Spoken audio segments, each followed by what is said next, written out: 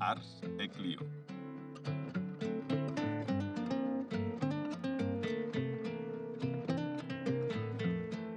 Con Mike Lamota.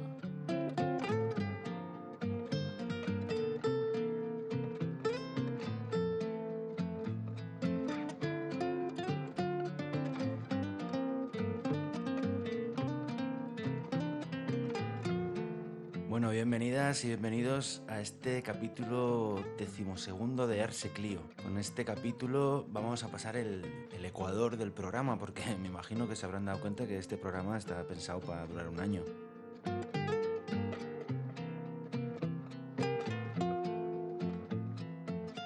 En la sección de acontecimientos vamos a hablar de la Francia de Vichy, de la conquista de Valencia del Cid, la constitución de la Asamblea Nacional Francesa, la batalla de Waterloo, la fundación de Tenochtitlan, la quema de Xàtiva, el fusilamiento de Maximiliano I, la batalla de los campos cataláunicos, la medición de Erastótenes, la batalla de San Mamede, el compromiso de Caspe, la publicación de las Flores del Mal, la concordia de Vilafáfila, el acorazado Potemkin, el nombramiento de Carlos V emperador, el atentado de Sarajevo, el tratado de Versalles, la rendición de Curtúa y la noche triste.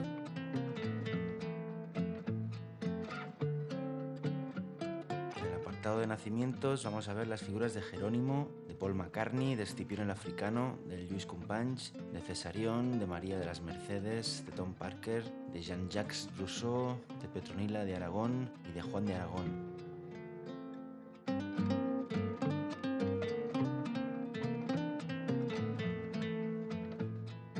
En el apartado fallecimientos vamos a ver las figuras de Niccolò Maquiavelo, de Tomás de Zumalacárregui, de Carlos Gardel, de Simón IV de Montfort, del Conde d'Artagnan, de Juliano el Apóstata, de Gonzalo Fernández de Oviedo y de Moctezuma. Así que empezamos.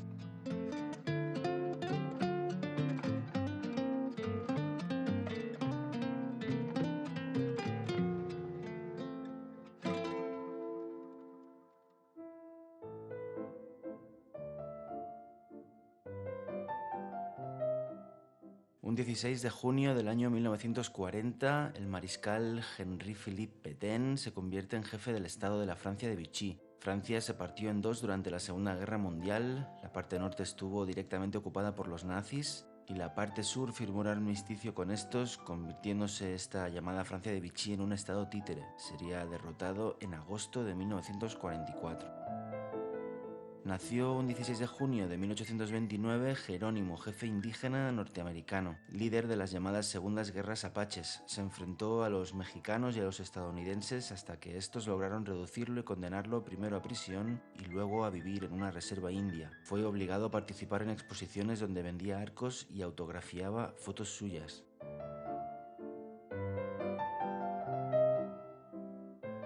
El 17 de junio de 1094, Rodrigo Díaz de Vivar, más conocido como el Cid Campeador, conquista Valencia. El Cid es uno de los padres de la nación española que se construyó en el siglo XIX. No obstante, hay muchas etapas del Cid que es por lo demás un personaje fascinante. Estuvo al servicio de Alfonso VI, quien lo desterró al parecer por haber provocado un incidente diplomático con la taifa musulmana de Toledo al saquearla. Estuvo también en la taifa de Zaragoza al servicio de los musulmanes para finalmente terminar conquistando Valencia y tratando de instaurar una nueva dinastía. Les sorprendió la muerte al poco de morir su hijo y al no dejar descendencia masculina se perdió su linaje y finalmente Jimena, su mujer, no pudo aguantar la embestida musulmana y perdió la ciudad de Valencia. Cómo de diferente hubiera sido la historia de la península si casi 200 años antes de Jaime I, el Cid hubiera formado un nuevo reino que se hubiera sostenido en el tiempo.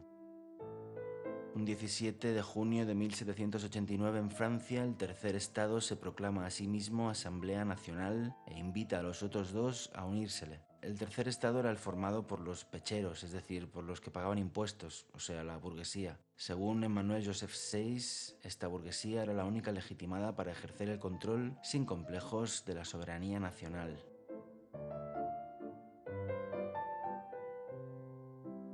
Un Un 18 de junio del año 1815, en la batalla de Waterloo, las tropas napoleónicas son derrotadas, por lo que Napoleón Bonaparte tiene que renunciar al trono por segunda vez, dando fin así a las guerras napoleónicas. Bonaparte había vuelto de su exilio en la isla de Elba y se había vuelto a hacer con el poder de Francia. Decidió hacer frente a la coalición que se había unido contra él en Waterloo y allí perdió contra británicos, neerlandeses y prusianos.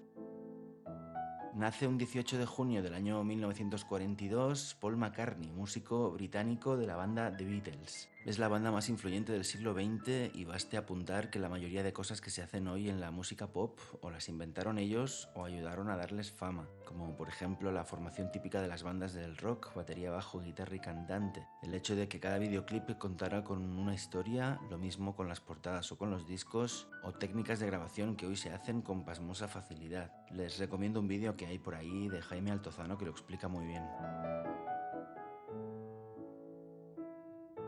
Un 19 de junio del año 1325, Tenoch descubre un águila sobre un nopal en el Valle de México y se asienta a sus alrededores. Otra vez ni por asomo se conoce la fecha exacta de un acontecimiento que tiene más de legendario que de histórico, pero sirve para explicar la bonita leyenda de la creación de Tenochtitlán, lo que hoy es Ciudad de México. Cuenta esta leyenda que los dioses de los mexicas les habían revelado que debían marchar del norte de México, donde estaban sometidos por otra tribu, y descender hasta que encontraran un águila comiéndose una serpiente sobre un nopal, y allí debían fundar su nueva ciudad. Este episodio quiere la leyenda que sucediera en una islita del lago de Texcoco, donde terminaría desarrollándose lo que hoy es Ciudad de México. Un 19 de junio de 1707, en Xàtiva, el rey Felipe V de España ordena quemar la villa. Este episodio se enmarca en la Guerra de Sucesión Española, de la que hablaremos con más detenimiento en futuros capítulos. Resumiendo, los Borbones de Francia y los Habsburgo de Austria se peleaban por la sucesión de Carlos II, que había muerto sin sucesor. La guerra duró 13 años y conllevó la instauración de la monarquía borbónica hasta el sol de hoy y la pérdida de Gibraltar y de muchas de las posesiones españolas en Europa. Después de la batalla de Almansa, que se saldó con una victoria de borbónicos, las tropas austracistas se retiraron hacia Cataluña y a su paso por Xàtiva, los borbónicos que la perseguían quemaron dicha villa porque se rehusó a entregarse sin defensa. Felipe V, amén de quemar la villa, mandó sembrar sus campos con sal para que no brotara nada, prohibió la lengua valenciana y rebautizó la villa como Colonia Nueva de San Felipe. Los setavenses, que no guardan buen recuerdo de Felipe V, conocido como el Botiflé, aún mantienen en su museo un cuadro suyo, pero cabeza abajo. El 19 de junio de 1867, en Querétaro, en México, el emperador Maximiliano I es fusilado. Para cuando los mexicanos proclamaron el Segundo Imperio necesitaban un monarca y lo mandaron traer de Austria, el desdichado Maximiliano I, que fue emperador de México durante 3 años y terminó siendo fusilado al proclamarse la Tercera República, que vino a llamarse República Restaurada. La muerte de Maximiliano I causó verdadera conmoción entre los monarcas de la vieja Europa.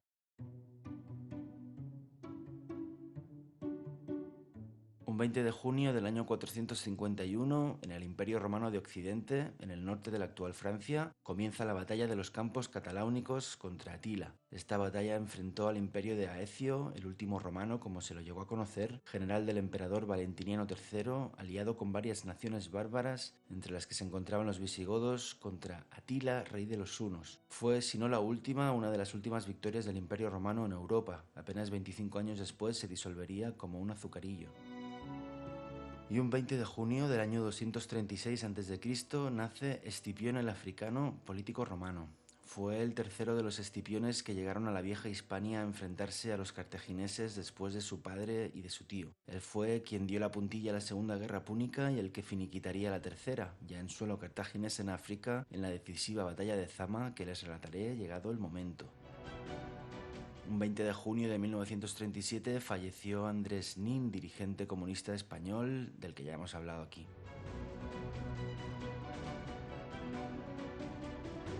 Un 21 de junio del año 1882 nace Lluís Companys, político y abogado catalán. Llegó a presidente de la Generalitat de Cataluña como militante de Esquerra Republicana de Cataluña durante la Guerra Civil Española. Tuvo que huir durante dicha guerra y fue detenido en Francia en 1940 y deportado a la dictadura franquista, donde se le formó un consejo de guerra, se le sometió a tortura y finalmente se le ejecutó. Es el único presidente de gobierno elegido democráticamente que murió ejecutado por el Estado español. Un 21 de junio del año 1527 fallece Nicolás Maquiavelo, filósofo italiano. Se le atribuye la frase, aunque pudiera no ser suya, de «el fin justifica los medios», ya que resume mucho un capítulo de su obra más famosa, El Príncipe, en la que define por primera vez el concepto de razón de Estado. Teóricamente le escribió este libro a Lorenzo II de Medici para explicarle cómo debería hacer para unificar Italia en un mando único y sacarla así de la crisis en la que vivía. Hay que recordar que durante toda la Edad Media y moderna, la península italiana la formaban un rosario de repúblicas, ducados y reinos que por separado, lógicamente, eran mucho más débiles y estaban al alcance de las apetencias de las otras monarquías occidentales. Un 22 de junio del año 235 en Egipto, Erastótenes midió por primera vez la circunferencia de la Tierra, y pensar que hay gente en pleno siglo XXI que asegura que la Tierra es plana cuando el hecho de que es esférica es algo fácilmente observable y el ser humano lo sabe desde hace más de 2300 años. Erastótenes midió la sombra que proyectaba un mismo palo en dos lugares distintos y mediante algunos cálculos se equivocó de poco en el diámetro de esta. También fue el primero en calcular la inclinación del eje de rotación.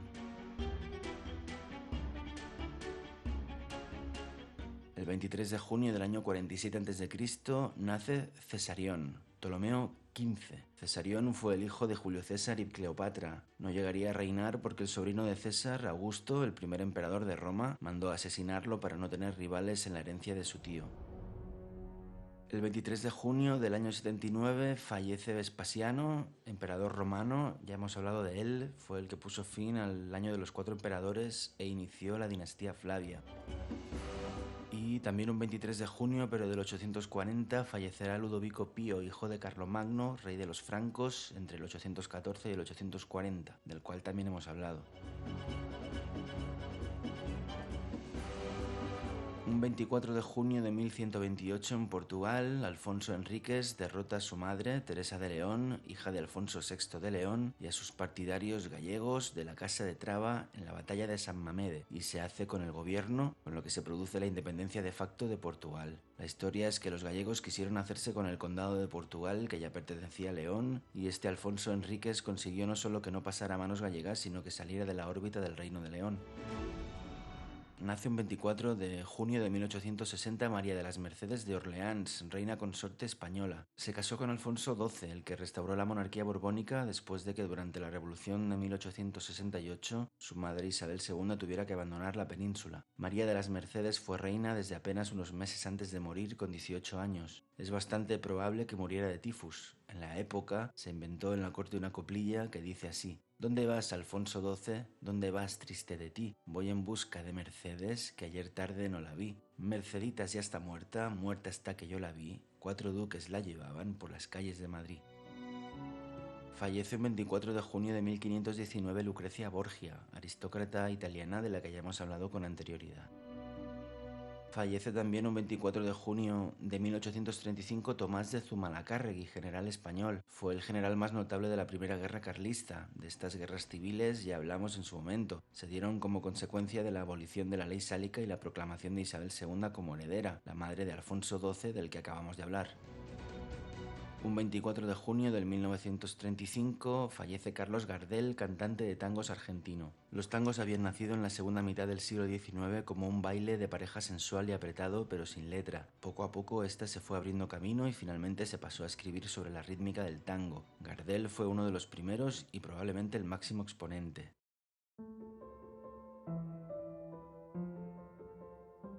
Un 25 de junio de 1412, en la Corona de Aragón, 6 notarios levantan acta de la decisión unánime de los 9 compromisarios de Caspe de elegir nuevo rey de Aragón a Fernando el de Antequera. Ya hemos hablado de Fernando de Aragón y del compromiso de Caspe tras el interregno que siguió a la muerte de Martín I el Humano.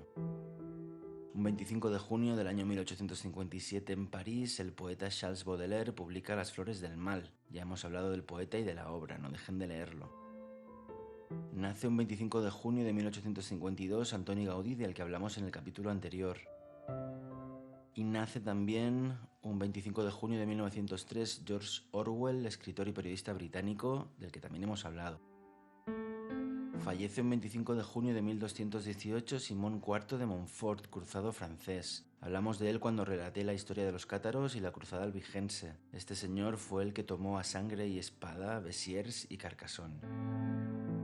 Un 25 de junio de 1673 fallece el conde d'Artagnan, Charles de Batz-Castelmort, militar francés. Este tipo fue capitán de la guardia de mosqueteros de Luis XIV de Francia. Se hizo famoso porque un ex mosquetero escribió su vida al tiempo de morir y Alejandro Dumas lo tomó como protagonista de su novela Los Tres Mosqueteros de 1844. Falleció en el asedio de Maastricht en la guerra franco-holandesa.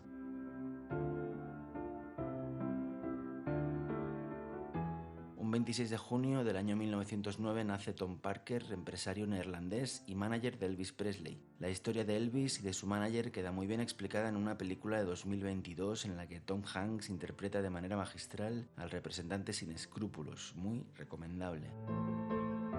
Fallece un 26 de junio del año 363 Juliano el Apóstata, emperador romano entre el 361 y el 363. Era hijo de un hermanastro de Constantino el Grande y por carambolas de la vida llegó a ser emperador tanto de la Pars Occidentalis como de la Orientalis del Imperio Romano. Su nombre era Flavio Claudio Juliano y su nombre innumeral era Juliano II, aunque pasó a la historia como el Apóstata porque era de creencia pagana, es decir, seguía creyendo en los dioses de la mitología grecolatina en un momento en el que el cristianismo emergía con mucha fuerza de las catacumbas. Los papas lo recordaron como el apóstata, pero no era un nombre que lo definiera bien, porque no se puede apostatar de lo que nunca se ha creído.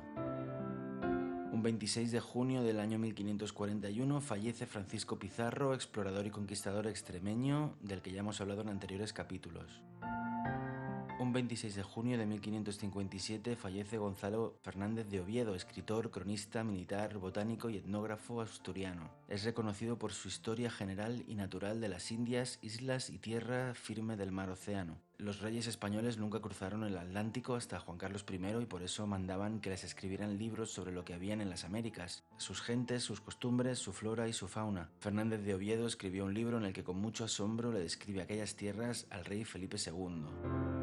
Un 26 de junio de 1878 fallece María de las Mercedes de Orleans, la reina de la que acabamos de hablar.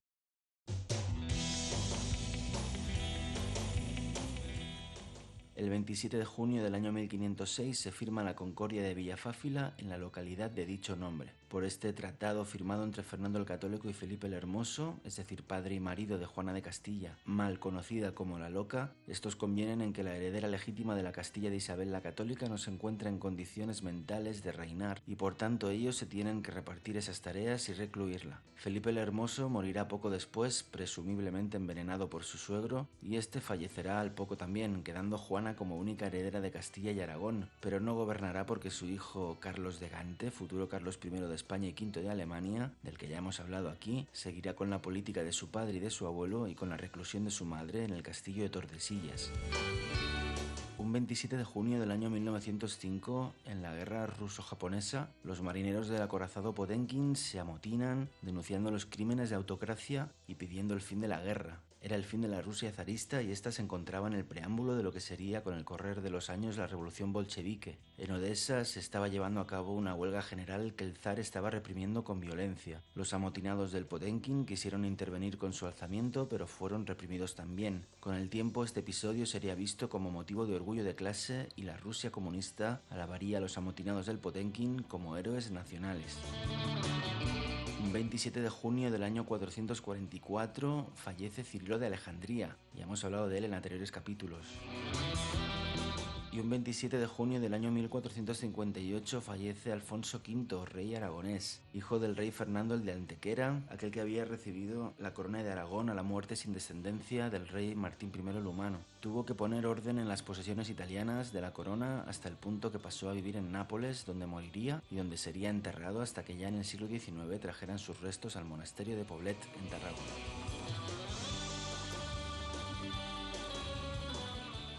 Un 28 de junio del año 1519 Carlos V es nombrado emperador del Sacro Imperio Romano Germánico. Un 28 de junio de 1914 en Sarajevo, un anarquista llamado Gavrilo Princip asesina al archiduque Francisco Fernando y a su esposa, Sofía Chotek, en el llamado atentado de Sarajevo. Esto originará la Primera Guerra Mundial, ya que el orden europeo era frágil y todas las potencias continentales estaban aliadas unas con otras. Así, el Imperio Austrohúngaro declaró la guerra a Serbia, que fue apoyada por Rusia, metiendo así a Gran Bretaña y a Francia en el lío en virtud del tratado de alianza que habían hecho, y esto acabó motivando que Alemania declarara la guerra a Francia y a Rusia. Vaya que las pretensiones nacionalistas de los serbios generaron un cirio pifostio al asesinar al heredero de la corona austrohúngara. El 28 de junio de 1919 en Francia se firma el Tratado de Versalles. 5 años después del atentado del archiduque Francisco Fernando se firmó el tratado en virtud del cual se daba la guerra por terminada y que supuso una gran humillación para Alemania, a quien todo había salido bien desde los últimos 200 años y no estaba acostumbrada a perder. Aquel tratado humillante provocaría el despecho de los alemanes, el auge del fascismo en la década de los años 30 y posteriormente la Segunda Guerra Mundial. Nace un 28 de junio de 1577 Pedro Pablo Rubens, pintor neerlandés del que ya hemos hablado.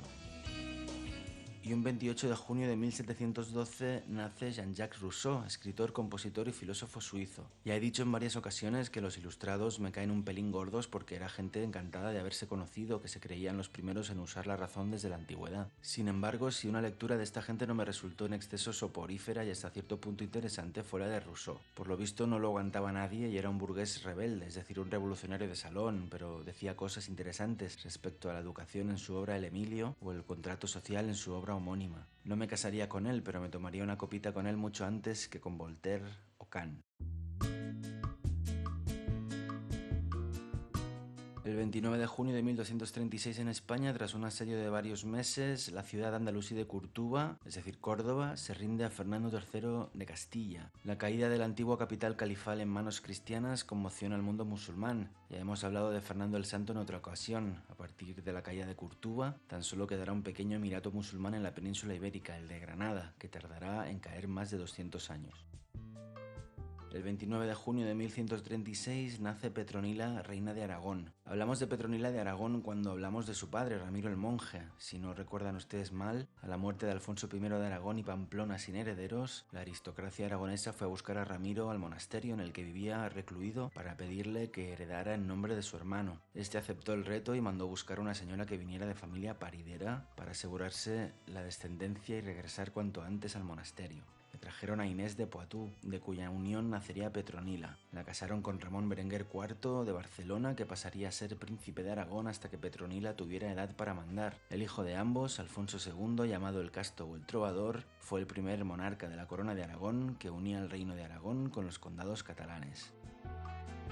Un 29 de junio de 1520 fallece Moctezuma Xoyotzin, emperador mexica. Hablamos de él cuando explicábamos cómo Hernán Cortés se había hecho con el control de Tenochtitlán, la actual Ciudad de México. ¿Recuerdan que les expliqué que Pedro de Alvarado se había quedado al mando de las huestes españolas cuando Cortés salió a enfrentarse con Pánfilo de Narváez? Pues bien, al poco de regresar Cortés a Tenochtitlán se encontró con el ambiente muy cargado a causa de la matanza del Templo Mayor que había perpetrado Alvarado poco antes. Cortés pidió a Moctezuma que saliera a un balcón del palacio para calmar a las masas que ya estaban hartas de los desmanes de los españoles y habían sitiado el palacio.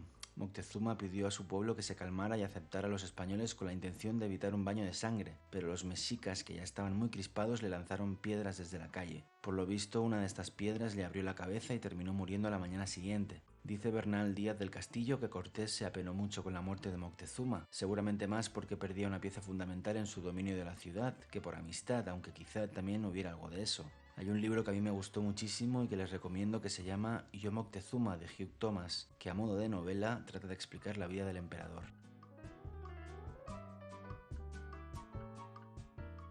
Y un 30 de junio del año 1520, los aztecas gobernados por Cuitláhuac expulsan de la ciudad de Tenochtitlán a los conquistadores españoles en la llamada Noche Victoriosa. Esto sucedió al día siguiente de la muerte de Moctezuma. Los españoles, que no se veían con fuerzas de resistir un asedio al palacio de Moctezuma ni a enfrentarse con los enardecidos mexicas, decidieron escapar aquella noche del 30 de junio con todo el oro que pudieron cargar. Fue realmente una masacre de españoles, ya que los que no murieron a manos de los mexicas murieron ahogados en el lago de Texcoco, mientras mientras trataban de huir cargados de oro. Siempre me pareció poético que la avaricia de los españoles les llevara al fondo de aquel lago arrastrados por el peso del metal que tanto ambicionaban. Cuenta la leyenda que Cortés se sentó bajo un sauce a las afueras de Tenochtitlán y lloró toda la noche por la pérdida que había supuesto aquella huida precipitada. Los mexicas llamaron a la del 30 de junio la noche victoriosa y los españoles la noche triste. Y para terminar, un 30 de junio del año 1478 nace Juan de Aragón, príncipe de Asturias y Gerona, duque de Montblanc, conde de Cervera y señor de Balaguer. Fue el único hijo varón de los reyes católicos y murió a los 19 años. Se dijo que de la pasión que sentía por su esposa Margarita de Austria. Todos los hijos de los reyes católicos murieron de forma prematura, exceptuando a Juana de Castilla, la mal llamada la Loca, como vimos hace un momento, carambola que llevó a que Carlos de Habsburgo, el hijo de esta, heredara todos los reinos peninsulares.